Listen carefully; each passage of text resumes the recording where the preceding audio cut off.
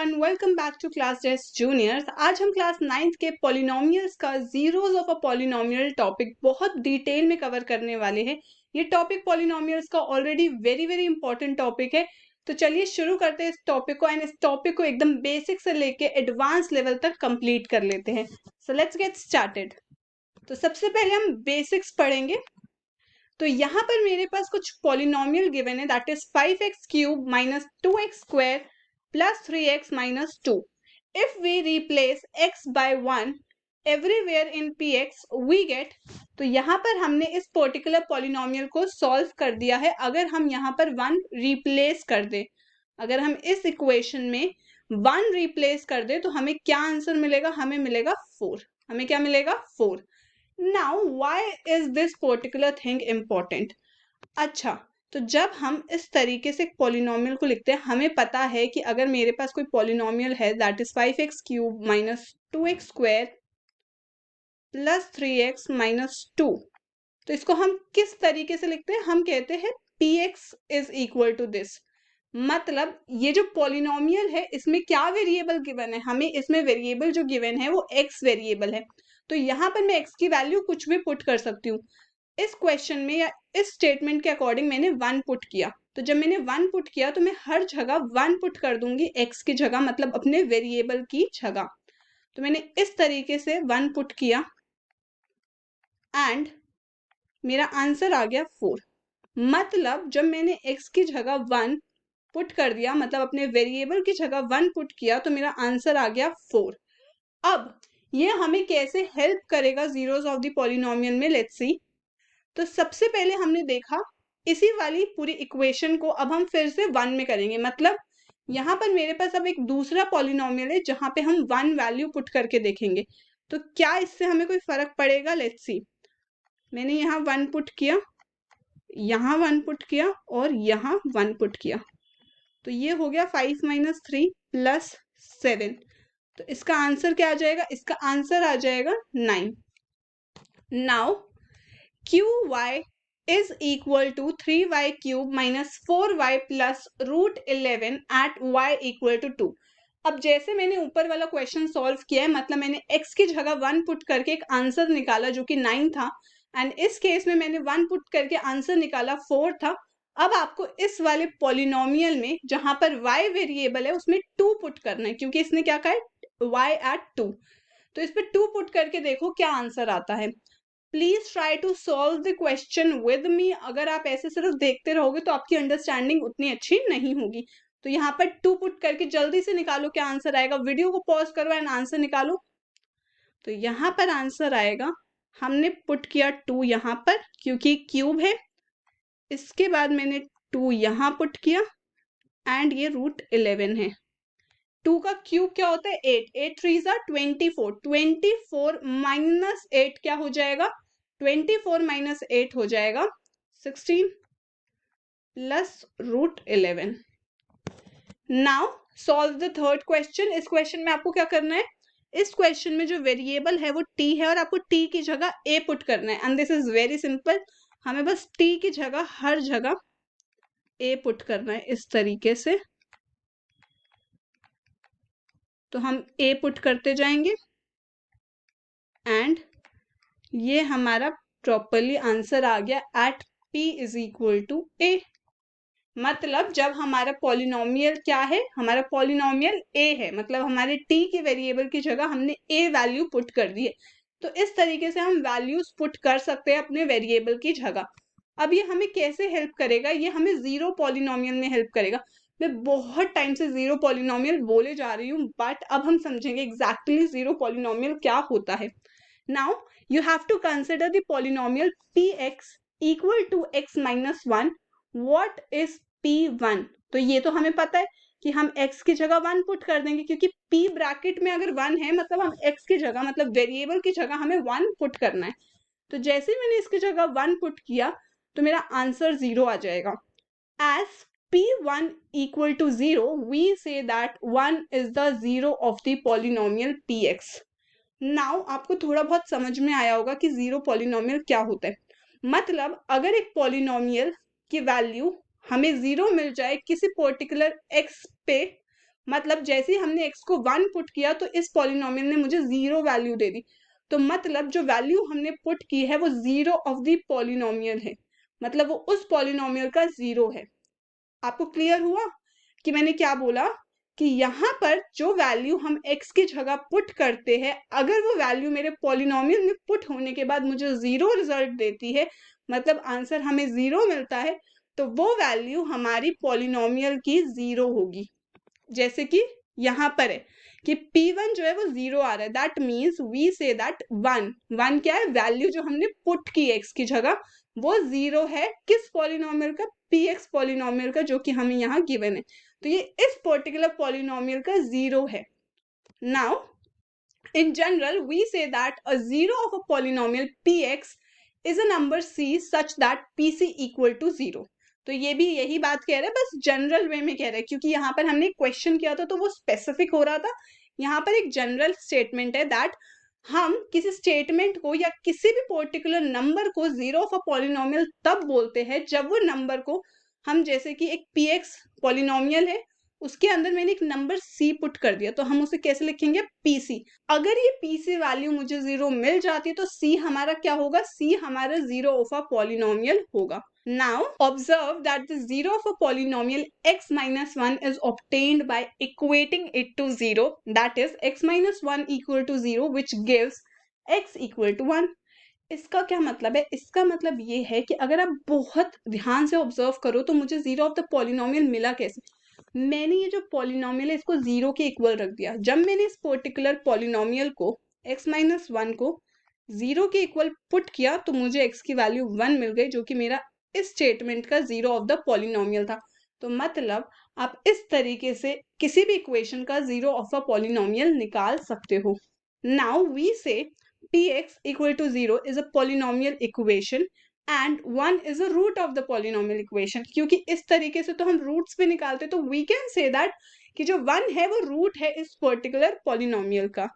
Now linear polynomial में क्या खासियत है हमें ये समझना होगा। Now if px equal to ax plus b, हमें पता है ax प्लस b क्या है? एक लीनियर पॉलिनोमियल है जहां पर a is not equal to 0। अगर a 0 हो जाएगा तो ये पॉलिनोमियल लीनियर पॉलिनोमियल नहीं रहेगा। अब हम एक लीनियर पॉलिनोमियल में कैसे एक 0 ऑफ अ पॉलिनोमियल निकाल सकते हैं? ये बहुत सिंपल है। सबसे सिंपल होता है लीनियर पॉलिनोमियल का, हमने यहाँ पर px को 0 के इक्वल पुट किया, मतलब ax प्लस b को, जो कि हमने जनरल यहाँ पर एक इक्वेशन मानी हुई थी, उसे 0 के इक्वल पुट किया। तो ये जो मेरा आंसर आया x equal to minus B by A, ये मेरा इस पॉलिनोमियल का 0 ऑफ द पॉलिनोमियल है। Now this statement is very very important that a linear polynomial has one and only one zero। एक लीनियर पॉलिनोमियल का सिर्फ और सिर्फ एक ही 0 रहता है। अगर आप इसको ग्राफिकल या ज्योमेट्रिकल रिप्रेजेंटेशन इसकी समझना चाहते हो तो 10th में इसका एडवांस वर्जन है जिसकी वीडियो मैंने बना रखी है। अगर आपका मन है एडवांस वर्जन समझने का तो आप मेरी वो वीडियो देख सकते हो, ताकि आपको क्लैरिटी मिल जाए कि ये जो चीज ये बोल रहा है linear polynomial has only one and only one 0, ये आपको एकदम अच्छे से कंसेप्ट समझ में आ जाएगा। अदरवाइज आपको यहाँ इक्वेशन से भी समझ में आ ही रहा है कि क्यों सिर्फ इसका एक ही 0 आएगा, क्योंकि x equal to minus B by a and हर बार लीनियर पॉलिनोमियल में यही एक 0 आएगा, इसके अलावा कोई और 0 आ ही नहीं सकता, और एक ही आएगा, दो नहीं आ सकता, मैक्सिमम जो है वो एक ही आ सकता है। A 0 of a polynomial need not be 0। Now these are very very important statements। बहुत सारे बच्चे कंफ्यूज हो जाते हैं कि एक 0 ऑफ अ पॉलिनोमियल में हमेशा वैल्यू 0 ही होगी। मतलब वैल्यू 0 होगी का क्या मतलब है कि अभी अभी जो हमने पढ़ा था दैट px करके हमें ax प्लस b दे रखा था, और मैंने कहा था कि अगर pc c एक नंबर है जिसपे ये पूरी इक्वेशन मुझे 0 दे देगी, तो ये c जो है वो मेरा क्या है? वो मेरा 0 ऑफ अ पॉलिनोमियल है। नाउ जरूरी नहीं है कि c 0 हो। हमने अभी अभी देखा था c 1 था, कहां पर? x माइनस 1 के केस में c क्या था? 1 था। तो ऐसा कुछ नहीं है कि आपका 0 ऑफ अ पॉलिनोमियल 0 होगा, वो कोई भी रियल नंबर हो सकता है। नाउ 0 में be a 0 of a polynomial, 0 हो भी सकता है, ऐसा नहीं है कि 0 हो ही नहीं सकता, लेकिन ऐसा नहीं है कि 0 ही होगा। ये आपको एकदम ध्यान रखना है। A polynomial can have more than one zero. एक पॉलिनोमियल में मोर देन वन जीरो हो सकता है, बट एक लीनियर में हमेशा वन होगा। पॉलिनोमियल में more than one zero quadratic या क्यूबिक के केस में हो सकता है, जहां पर हमारे क्वाड्रेटिक पॉलिनोमियल हो या फिर क्यूबिक पॉलिनोमियल हो, तो वहां पर हमारे मोर देन वन जीरो के केसेस हो सकते हैं। Now let's do exercise 2.2। इतना ही हमें कॉन्सेप्ट समझना था for exercise 2.2 and for the zero polynomial. अब हम फटाफट से क्वेश्चन करते हैं। तो यहाँ पर मेरे पास एक पॉलिनोमियल है, हमें इसकी वैल्यू निकालनी है एट x इक्वल टू 0। तो यहाँ पर हम इसे सॉल्व करेंगे। तो 5 हमने ब्रैकेट में 0 लिखा बिकॉज हमने 0 पुट कर दिया x की जगह, यहाँ पर 0 किया एंड प्लस 3। तो हमें पता है ये वैल्यू 0 हो जाएगी, तो आंसर क्या आएगा? आंसर आएगा 3। जब भी हमें x इक्वल टू 0 रखना होता है ना, ये सबसे इजी केस है। ये सबसे इजी केस क्यों है? क्योंकि हर जगह अगर वेरिएबल होगा तो जहां जहां वेरिएबल है वो वैल्यू तो 0 हो जाएगी। तो बस आंसर कौन सा होगा? जो कांस्टेंट बचेगा आपका। जैसे कि इस केस में कांस्टेंट क्या था? 3, तो सिर्फ 3 ही बचा, बाकी सब तो 0 हो गया। Now at x equal to -1, तो अब हमें यहाँ क्या पुट करना है? -1। तो यहाँ हो जाएगा -5 -4 plus 3 equal to -9 plus 3 is giving me -6। तो answer will be -6। Now at x equal to 2, तो x इक्वल टू 2 पे सॉल्व करते हैं। यहाँ पे हम 2 पुट करेंगे, यहाँ पर 2 का स्क्वायर प्लस 3, तो ये हो जाएगा 10, ये हो जाएगा 4 एंड 4 16 प्लस 3। नाउ इसका आंसर मुझे मिलेगा -3 and the final answer is -3। Now let's see the next question. Find P0, P1, P2 for each of the polynomial. Now सबसे पहली इक्वेशन है, इसके हमें पहले 0 पुट करना है, फिर 1 पुट करना है, फिर 2 पुट करना है। हमें पता है 0 पुट करते सिर्फ कांस्टेंट बचेगा, तो आंसर क्या होगा? 1। तो मतलब P0 में तो आंसर हो जाएगा 1 हमारा। इसके बाद P1 में क्या होगा? जैसे हम 1 पुट करेंगे तो 1 का स्क्वायर 1 -1 प्लस 1, तो आंसर क्या हो जाएगा? 1। नाउ P को 2 पुट करेंगे तो क्या आएगा? 2 का स्क्वायर 4 -2 प्लस 1, इसको सॉल्व करेंगे तो 3 आएगा। तो मतलब फाइनल आंसर आएगा 1, 1, 3। नाउ सबसे पहले 0 पुट करेंगे, तो 0 पुट करेंगे तो ये 0 बन जाएगा, ये 0 एंड ये 0, तो आंसर क्या आएगा? P0 2। नाउ P1 क्या आएगा? ये तो 2 ही रहेगा, यहाँ 1 आ जाएगा एंड यहाँ 1 स्क्वायर होगा, बट 2 है तो 2 आ जाएगा एंड 1, तो यहाँ हो जाएगा 2 + 2 4 प्लस 1 5 -1 4। नाउ P की हम वैल्यू 2 पुट करेंगे, तो ये है 2 + 2, यहाँ क्या है? 2 का स्क्वायर हो जाएगा, 2 का स्क्वायर 4, 4 × 2 8, माइनस यहाँ पे 2 का क्यूब जो कि 8 होगा, तो ये दोनों तो आपस में कट जाएंगे, आंसर आएगा 4। तो हमारा फाइनल आंसर हो जाएगा 2, 4, 4। Now let's see the next question. तो यहाँ पे सबसे पहले है x3, तो x3 तो हमें पता है, जैसे ही 0 पुट करेंगे तो आंसर क्या आ जाएगा? 0। तो ये तो बहुत सिंपल है, यहाँ 0 पुट किया तो आंसर आ गया 0। उसके बाद हम पुट करेंगे 1, तो क्या आएगा? 1, क्योंकि वेरी सिंपल, 1 क्यूब क्या होगा? 1। नॉट 2 क्यूब क्या होगा? 8। तो फाइनल आंसर आ जाएगा 0, 1, 8। नेक्स्ट क्वेश्चन देखते हैं। नेक्स्ट क्वेश्चन क्या है? x -1 and x + 1। अगर हम यहाँ पर सबसे पहले 0 पुट करेंगे तो क्या आएगा? यहाँ बचेगा -1, यहाँ बचेगा +1, तो आंसर मिल जाएगा -1। अगर हम 1 पुट करेंगे तो क्या मिलेगा? ये वाली वैल्यू तो हमें 0 दे देगी एंड यहाँ से हमें एक आंसर मिलेगा, ये 0 मिलेगा और यहाँ से हमें 2 मिलेगा, लेकिन फाइनल आंसर तो 0 हो जाएगा बिकॉज 0 को किसी के भी साथ मल्टीप्लाई करो हमेशा 0 ही मिलेगा। नाउ 2 के केस में क्या होगा? 2 - 1 क्या मिलेगा? 1। 2 + 1 क्या मिलेगा? 3। तो फाइनल आंसर आ जाएगा आपका 3। तो -1, 0, 3 हमारा आंसर हो जाएगा। Now let's see the next question. Verify whether the following are zeros of the polynomial indicated against them.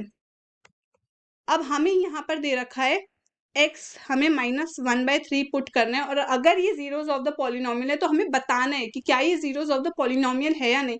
तो मतलब हमें यस और नो में आंसर देना है। तो अगर हम यहाँ पर -1/3 पुट करेंगे तो हमें क्या मिलेगा? तो हमने यहाँ पुट किया -1/3 + 1, 3 से 3 कट जाएगा तो आंसर आपका मिल जाएगा 0। तो मतलब yes, this is the zero of a polynomial. Now the next question, यहाँ पे हमें पुट करना है 4/5, बट यहाँ पे हमें ना बहुत देख के ही पता चल रहा है क्योंकि ये है 5x - पाई। तो इवन दो हम यहाँ पे 4/5 पुट कर देंगे तो भी हमें ये 4 - पाई देगा। That means this is not the zero of a polynomial. And please try to solve these questions before me, and उसके बाद आप सॉल्यूशन देखो, अदरवाइज कोई फायदा नहीं है अगर आप ऐसी आंसर्स देखते रहोगे। आपका सॉल्व करना बहुत इंपॉर्टेंट है। Now let's see the next question. Try to solve this. पहले हमें 1 पुट करना है, देन -1 पुट करना है। तो मैंने सबसे पहले 1 पुट किया, तो मैंने देखा ये 0 हो जाएगा क्योंकि 1 का स्क्वायर 1 ही रहेगा। 1 - 1 0 ना, -1 का स्क्वायर भी 1 ही होगा, बिकॉज किसी भी नेगेटिव चीज का स्क्वायर हमेशा पॉजिटिव ही मिलेगा मुझे। तो ये -1 के केस में भी मुझे 0 दे देगा। मतलब ये दोनों ही मेरी इक्वेशन के जीरो ऑफ अ पॉलिनोमियल है। नाउ द नेक्स्ट क्वेश्चन, यहाँ पे हमें -1 पुट करना है एंड 2 पुट करना है। तो सबसे पहले -1 पुट करते हैं। जैसे मैं -1 पुट करूंगी ये वैल्यू 0 हो जाएगी, और यहाँ पे -1 + 2, चाहे हम कुछ भी पुट करें, यहाँ पर माइनस आएगा, लेकिन हम कुछ भी पुट करें वो 0 ही होगा, बिकॉज मल्टीप्लीकेशन में ऑलरेडी 0 आ चुका है। तो ये 0 हो जाएगा।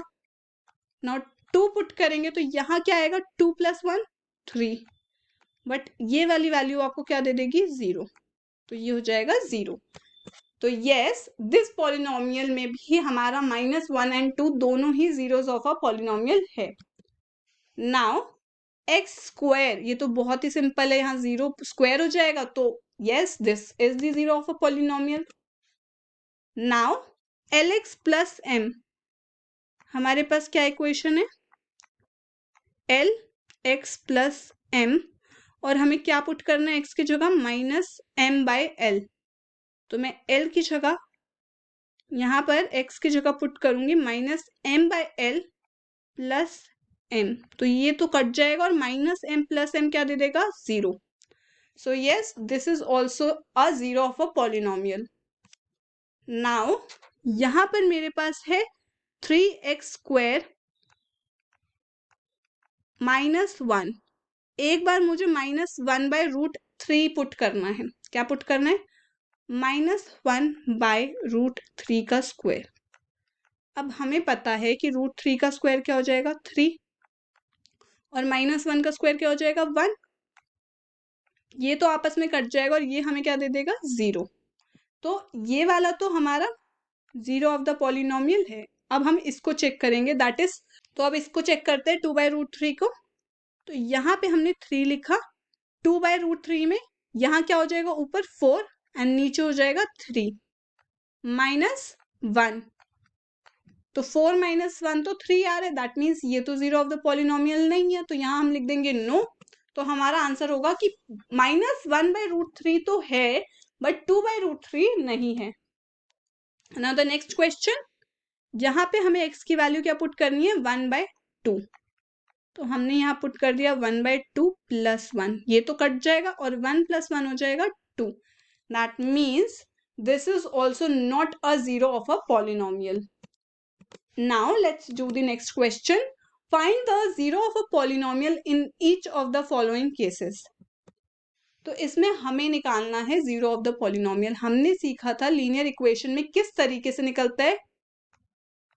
ax + b हमारा लीनियर इक्वेशन की एक जनरल इक्वेशन है, इसको 0 के इक्वल पुट करते हैं, और इस तरीके से जो नंबर हमारा आता है वो हमारा क्या होता है? Zero of a polynomial. तो इसके केस में क्या करेंगे? x + 5 को किसके इक्वल रखेंगे? 0 के इक्वल, एंड x = -5, मतलब -5 हमारा क्या है?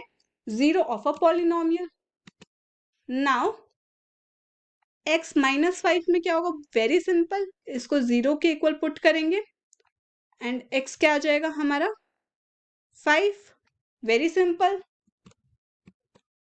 नाउ इसमें क्या करेंगे, इसमें करेंगे 2x प्लस 5 को 0 को इक्वल पुट करेंगे, x मेरा आ जाएगा -5/2 एंड हमारा फाइनल आंसर क्या है, -5/2। Now let's see the next question. इसको क्या करेंगे, हम 0 के इक्वल पुट कर देंगे, तो x क्या आ जाएगा 2/3 और 2/3 क्या होगा हमारा, zero of a polynomial. Now the next question, हम 3x को 0 के इक्वल पुट करेंगे तो x क्या आ जाएगा 0, तो मतलब इस केस में 0 ही जीरो ऑफ अ पॉलिनोमियल है। Now the last question, px equal to cx plus d, तो यहाँ पर जो x है वो मेरा वेरिएबल है, इसको 0 के इक्वल पुट करेंगे तो आंसर आ जाएगा मेरा -d/c, तो ये हमारा जीरो ऑफ अ पॉलिनोमियल हो जाएगा। नाउ अगर आपके पास इस टाइप का क्वेश्चन हो ना, तो प्लीज एकदम भी ना पैनिक मत करो कि यार इसमें वैल्यूज नहीं है। इसमें वैल्यूज नहीं है, सी और डी की जगह 3 और 4 नहीं लिखा, बट दैट डजंट मीन कि आप इसे सॉल्व नहीं कर सकते हो। जैसे आपने सी एक्स प्लस जी देखा होगा, आप हो गए होगे यार ये वैल्यूज वाला सॉल्व करना तो आसान था बिकॉज इसमें एक्स की कोई वैल्यू आ रही थी। ऐसा नहीं है, आपकी एक्स की वैल्यू अगर -d/c भी आ रही है तो वो भी आपका करेक्ट आंसर है। तो ऐसे क्वेश्चंस में पैनिक नहीं करना है कि ये क्या है, ये क्या क्वेश्चन है, इसको कैसे सॉल्व करेंगे। डू नॉट पैनिक, जो आपको कॉन्सेप्ट सिखाया गया है वही कॉन्सेप्ट आपको लगाना है हर जगह। इसी के साथ हमने अपनी एक्सरसाइज 2.2 खत्म कर ली है, अपना कॉन्सेप्ट समझ लिया है जीरो ऑफ अ पॉलिनोमियल का। अब आपका काम है इस पूरी एक्सरसाइज को दोबारा से प्रैक्टिस करना। एंड अगर आपको वीडियो पसंद आया हो तो प्लीज वीडियो को लाइक कीजिएगा and thank you for watching the video.